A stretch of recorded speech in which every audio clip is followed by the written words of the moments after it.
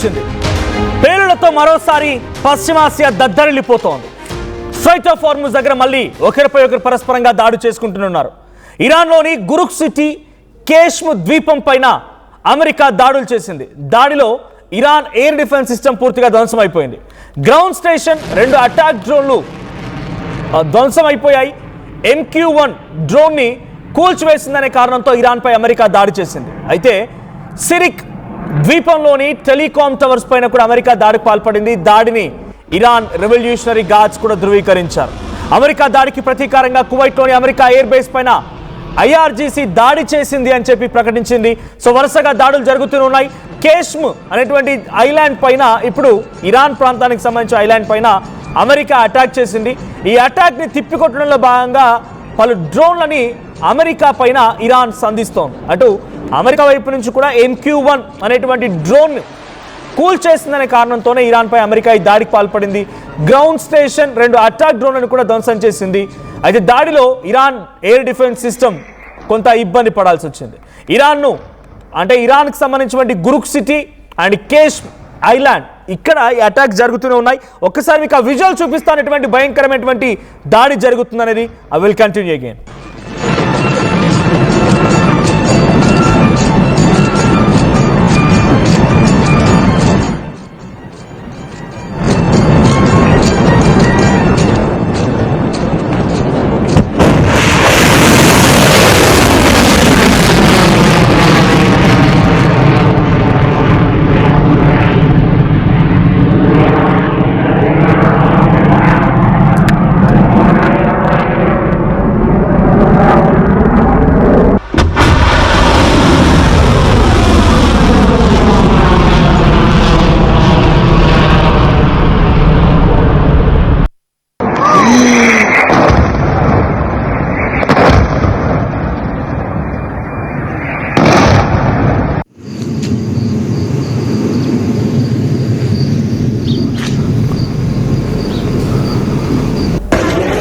Right. So మరోసారి Iran పైన America భయంకరమైన దాడులు చేస్తోంది. ఈ దాడులకి తిప్పికొట్టడంలో భాగంగా ఇరాన్ కూడా IRGC కువైట్లోని అమెరికా ఎయిర్ బేసెస్ పై దాడి చేశామని IRGC చెప్తోంది.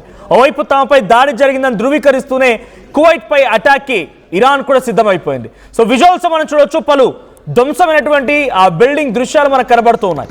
సో కొన్ని ప్రాంతాలపై అటాక్ చేసింది ఇరాన్లోని ప్రాంతం ఇది. ఇరాన్లో ఉన్నటువంటి కొన్ని ఎయిర్ బేసెస్ పైన, అక్కడ డ్రోన్ సిస్టమ్స్ పైన, కొన్ని ఐలాండ్స్ పైన అమెరికా భయంకరమైనటువంటి దాడికి పాల్పడింది. MQ-1 అనేటువంటి ఒక భయంకరమైన డ్రోన్ని ఇరాన్ పైన ప్రయోగించింది అమెరికా. అయితే దాన్ని ఇరాన్ తిప్పికొట్టిందట. ఇరాన్ ఎయిర్ డిఫెన్స్ సిస్టమ్ దాన్ని తిప్పికొట్టి నేల కొరిగించేసింది. అయితే దానికి ప్రతీకారంలో భాగంగా అమెరికా మరింతగా రెచ్చిపోయింది. ఆ రెచ్చిపోయేటువంటి క్రమంలో గురుక్ సిటీ అండ్ కేష్మ్ ఐలాండ్ పైన భయంకరమైన దాడి చేసింది. గ్రౌండ్ స్టేషన్స్ పైన 2 డ్రోన్లతో కూడా అటాక్ చేసి అక్కడ భయంకరమైనటువంటి సిచ్యువేషన్ క్రియేట్ చేసింది అమెరికా. స్ట్రైట్ ఆఫ్ హార్ముజ్లో కొంత ఇప్పుడిప్పుడే బయట పడబోతోందా అనేటువంటి ఆలోచన 1 వీక్ బ్యాక్ ఉండేది. కానీ ఇప్పుడు ఈ దాడులు మరింతగా భయానికి గురి చేస్తున్నాయి. స్ట్రైట్ ఆఫ్ హార్ముజ్ ఏమాత్రం కూడా అక్కడ నౌకలు రాకపోకలకి ఇప్పటికీ ఇంకా క్లియరెన్స్ దొరకలేదనేది మాత్రం అర్థమవుతోంది. సో స్ట్రైట్ ఆఫ్ హార్ముజ్ దగ్గర అటు ఇరాన్ చెప్తున్న మాట ఏంటంటే, మేము దానిపై కంట్రోల్ తీసుకుంటాము, మాకు టోల్ ఫీజు చెల్లించండి, మేము కంట్రోల్లోకి తీసుకుంటాము, మాకు టోల్ ఫీజు చెల్లించి మీరు మీ నౌకల్ని తీసుకెళ్ళొచ్చు అని ఇరాన్ చెప్తూ ఉంటే, టోల్ ఫీజు లేదు, ఏది లేదు, నీ కంట్రోల్ అవసరమే లేదు, ఫ్రీగా గతంలో ఉన్నటువంటి మాదిరిగానే మీరు క్లియరెన్స్ ఇవ్వాలి అని చెప్పి అమెరికా ఒక కండిషన్ పెట్టింది. అది కూడా యాక్సెప్టెన్స్కి సిద్ధంగా ఉన్నప్పటికీ ఇరాన్ యాక్సెప్టెన్స్ లేనటువంటి ఒకే ఒక్క మాట అంటే, అమెరికా పెట్టిన కండిషన్స్ దాదాపుగా ఇరాన్ తగ్గో కొంత భయపడో భయానికో భక్తికో యాక్సెప్ట్ చేస్తోంది. కానీ ఒకే ఒక కండిషన్ మాత్రం తిప్పికొడుతోంది ఇరాన్. అదొకటి ఏంటంటే, మీరు మా ఇంటర్నల్ ఇష్యూస్లో తలదూర్చకూడదు, మా ఇంటర్నల్ మ్యాటర్స్లో మేము మాత్రమే మాట్లాడతాం, who are you to talk, ఇది ఇరాన్ అడుగుతున్న మాట. మా ఇంటర్నల్గా ఏమైనా యుద్ధం జరిగిందనుకోండి, రియాల్స్ పడిపోయాయి, అంతర్గతంగా యుద్ధం ఉందని అంటున్నారు, ఏదో రకంగా మా దాంట్లో మేము సెటరేట్ చేసుకుంటాం, కానీ మీ ప్రమేయం మాకొద్దు. ఇది ఒక మెయిన్ కండిషన్ ఇరాన్ అమెరికాపై ఇంపోజ్ చేసింది. దీంతో పాటుగా ఇంకొక మెయిన్ కండిషన్ ఏంటంటే, మేము 20 lakh crore 20 లక్షల కోట్లు నష్టపోయాం మేము. మీరు వింటుంది నిజమే, 20 లక్షల కోట్లు.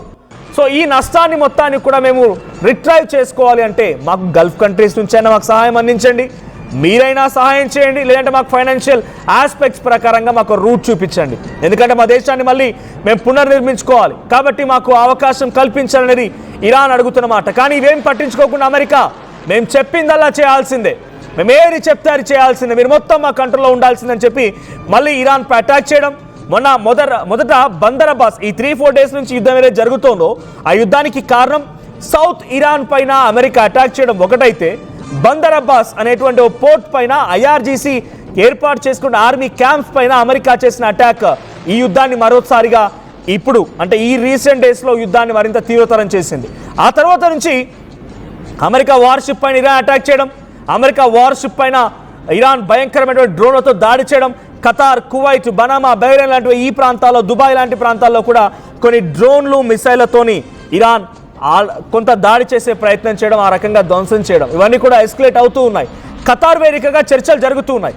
ముందుగా ఈ 3-4 డేస్ ముందు మళ్ళీ యుద్ధం బందర్ అబ్బాస్ పోర్ట్ పైన దాడి జరక్క మునుపు అమెరికా ఇరాన్ మధ్య ఒక కండిషన్ ఉండేది. ఏంటి ఆ కండిషన్ అంటే, ఇరాన్ అమెరికా మధ్య ఇప్పటికి ఉన్న పలంగా యుద్ధం ఆగిపోవాలి, క్లోజ్ చేసుకుందాం, 60 డేస్ 60 రోజుల పాటుగా చర్చించుకుందాం. నీ కండిషన్స్ ఏంటి, నా కండిషన్స్ ఏంటి, నీ కండిషన్స్ యాక్సెప్టెన్స్ ఉన్నాయా లేవా, నా కండిషన్ నువ్వు యాక్సెప్ట్ చేస్తావా లేదా, ఈ రకంగా మనం 60 రోజుల పాటుగా చర్చలు జరుపుదాం. 60 రోజుల పాటుగా సుదీర్ఘమైన చర్చల తర్వాత దీనికి ఒక పర్మనెంట్ ఫుల్ స్టాప్ పెడదామనేది ఇరాన్ చెప్పిన మాట. కానీ ఇరాన్ అన్నట్టుగానే మరి అమెరికా అధ్యక్షుడు డొనాల్డ్ ట్రంప్ యాక్సెప్ట్ చేస్తున్నట్టు కూడా పోస్ట్ చేశారు ఆయన.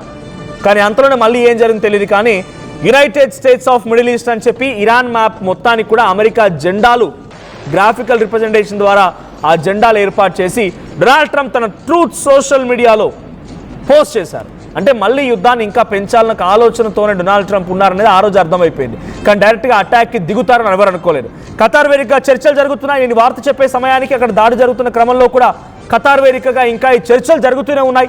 అమెరికా ఇరాన్ మధ్య ఈ చర్చలు జరుగుతున్న క్రమంలోనే అమెరికా ఇరాన్పై దాడి చేయడం, మరి ఇరాన్ అమెరికా ఎయిర్ బేసెస్ పైన, అమెరికా వార్షిప్స్ పై అటాక్ చేయడం, ఈ యుద్ధం ఇంకా ఎస్కలేట్ అవుతోంది.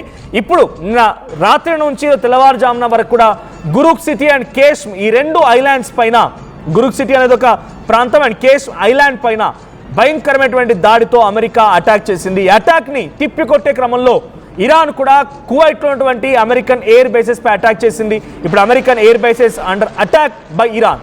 సో ఆ ఇరాన్ చేసిన అటాక్స్తో కారణంగా కొంత ధ్వంసం కూడా అవుతోంది అమెరికాకి. అమెరికా ఇప్పటికే ఫైనాన్షియల్గా లాస్ అవుతూ ఉన్నాం, ఫైనాన్షియల్గా మేము రిట్రైవ్ అవ్వాలి, సో దానికి మేము ఇష్టమైనట్టుగా దేశాల మీద ట్యాక్సులు వేస్తాం, ఇంటర్నల్గా కూడా కొన్ని కాన్ఫ్లిక్ట్స్ వస్తూ ఉన్నాయి, కాంగ్రెస్ యాక్సెప్ట్ చేయడం లేదు, మాకున్నటువంటి ఇక్కడ న్యాయస్థానాలు ఇబ్బంది పెడుతూ ఉన్నాయి, అమెరికన్ సిటిజన్స్ కూడా ఇబ్బంది పెడుతున్నారు, ఫైనాన్షియల్గా ఒక క్రైసిస్ ఏర్పడుతుందని చెప్తూనే ఇంకోవైపు అటాక్ చేస్తోంది. మేము తప్పైపోతున్నాం, మేము ఇబ్బంది పడుతున్నాం, మాకు అనేక రకాల ధ్వంసం అవుతుందని చెప్తూనే ఇంకోవైపు అటాక్ చేయడంతో అమెరికా అసలు వాళ్ళ ఎత్తుగడ ఏంటి, ఎజెండా ఏంటి అర్థం కాకుండా పోతోంది. ఒకసారి మళ్ళీ ఆ విజువల్ చూద్దాం, అమెరికా ఇరాన్పై ఎటువంటి అటాక్ చేసిందనేది. I will continue again.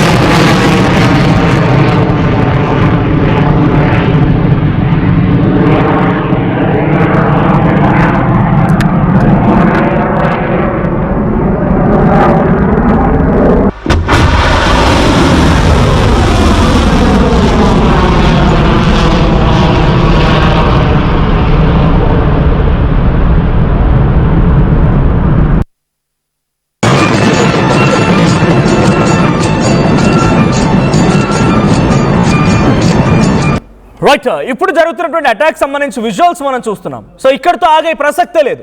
So ఇలా జరుగుతున్నప్పుడు స్ట్రైట్ ఆఫ్ హార్మూజ్ దగ్గర మన క్లియరెన్స్ దొరుకుద్దా? స్ట్రైట్ ఆఫ్ హార్మూజ్ దగ్గర ఆల్రెడీ సీ మైన్స్తో ఏర్పాటు చేసుకొని తమ నౌకలతో గస్తీ కాస్తోంది ఇరాన్. సో వాటన్నిటిని వదులుకోవాలి, మీరు వెంటనే విరమించుకోండి అని చెప్పి అమెరికా చెప్తోంది. ఓవైపు దాడి చేసి కొట్టి గాయపరిచి మళ్ళీ మీ చర్యలు ఉపక్రమించుకోండి అని చెప్పి ఇరాన్కి సజెస్ట్ ఇస్తున్నాడు డొనాల్డ్ ట్రంప్.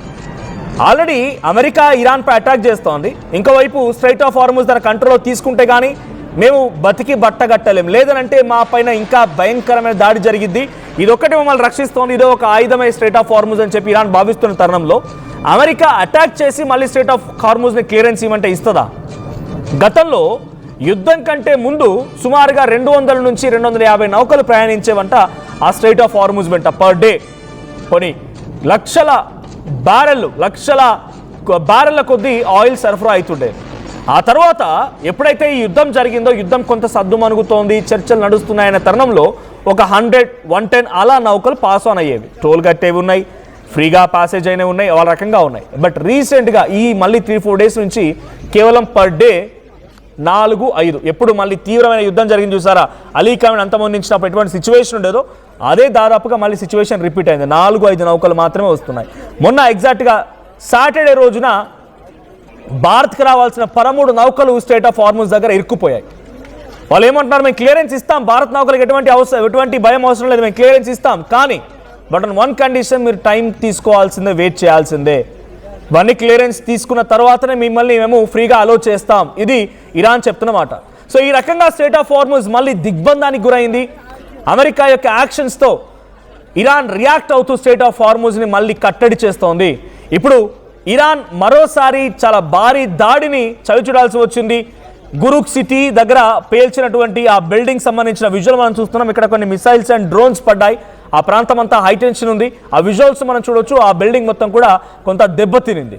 ఆ తర్వాత కేష్మ్ అనేటువంటి ఐలాండ్ పైన కూడా అటాక్ జరిగింది. అక్కడ కూడా భయంకరమైనటువంటి అమెరికా దాడులతో ఒక భయాందోళన వాతావరణం క్రియేట్ చేసింది. ఆందోళనకరమైనటువంటి సిచ్యువేషన్ నెలకొంది. సో ప్రెసెంట్ ఇరాన్ పైన అమెరికా దాడి చేయడం, అమెరికా బేర్ బేస్ల పైన ఇరాన్ దాడి చేయడం ఇది కంటిన్యూ అవుతోంది. ఇది ఇంకా ఎన్ని రోజుల పాటు ఇలా జరుగుతుంది, ఇంకా ఎన్ని రోజులు ఈ రకం కంటిన్యూ అవుతుంది, మరి శాంతి చర్చలు ఏమవుతున్నాయి, ఖతార్ వేదికగా ఈ చర్చలు ఏమైనా సఫలీకృతం అవుతాయా, లేదంటే కేవలం అమెరికా డొనాల్డ్ ట్రంప్ తన అహంభావాన్ని చూపించడం కోసమే ఈ అటాక్స్ ఇంకా కొనసాగిస్తాడా, ఏం జరిగిద్దో చూడాలి.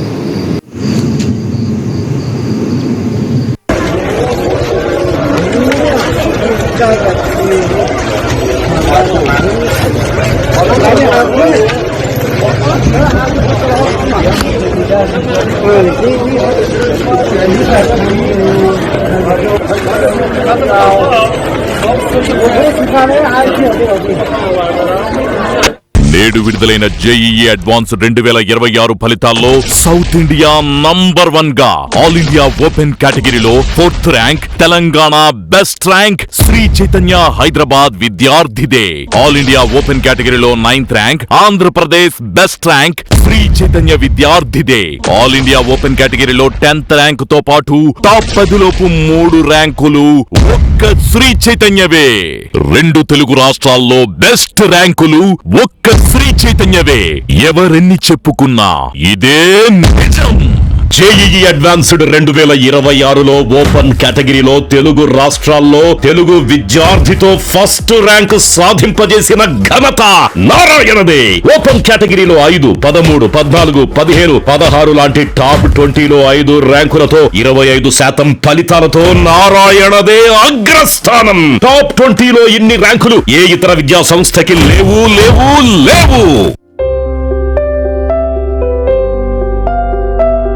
చిన్న చిన్న ఆనందాలు 35 ఏళ్లుగా నా జీవితంలో లేవు. 35 ఏళ్లుగా నేను డైపర్లలో బ్రతికాను. 6 సెంటీమీటర్ల ఫిస్టులా నా మూత్రాశయంలో లీక్ కారణమైంది. ఎవరూ నాకు సహాయం చేయలేకపోయారు. ఏఐఎన్యూలో వైద్యులను కలిసే వరకు అక్కడ వారు రోబోటిక్ శస్త్రచికిత్సతో నాకు పరిష్కారం ఇచ్చారు. వారు నా ఆత్మవిశ్వాసాన్ని కూడా తిరిగిచ్చారు. Precision Care makes it possible. The Center for Robotic Surgery at AINU. నేటి జేఈఈ అడ్వాన్స్డ్ ఓపెన్ కేటగిరీలో Telangana best rank, all India 4th rank ఒక్క శ్రీ చైతన్యదే, మరెవ్వరికీ లేదు. AP best rank, all India 9th rank ఒక్క శ్రీ చైతన్యదే, మరెవ్వరికీ లేదు. జేఈఈ అడ్వాన్స్డ్ 2026లో తెలుగు రాష్ట్రాల తెలుగు విద్యార్థితో ఫస్ట్ ర్యాంక్ నారాయణదే. తెలంగాణ ఫస్ట్ ర్యాంక్ నారాయణదే. ఆల్ ఇండియా ఓపెన్ కేటగిరీలో తెలుగు విద్యార్థితో బెస్ట్ ర్యాంకుతో జేఈఈ మొనగాడు నారాయణ.